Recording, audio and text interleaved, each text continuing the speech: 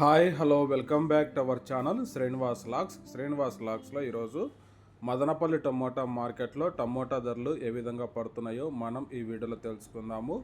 ఈరోజు 18వ తేదీ జూలై నెల మదనపల్లి టమోటా మార్కెట్లో ఇప్పటి వరకు జరిగిన వేలంపాట ప్రకారము టమోటా ధరల విషయానికి వస్తే ధరలు అయితే తగ్గడం అయితే జరిగింది. ఇంకా ప్రారంభ కాయలు, ఈ పొడి కాయలు, జ్యూస్ కాయలు, అన్క్వాలిటీ టమోటాలు, ఈ థర్డ్ క్లాస్ కాయలన్నీ 100 రూపాయలలోపు అయితే టమోటా ధరలు అయితే పలకటం జరుగుతూ ఉంది.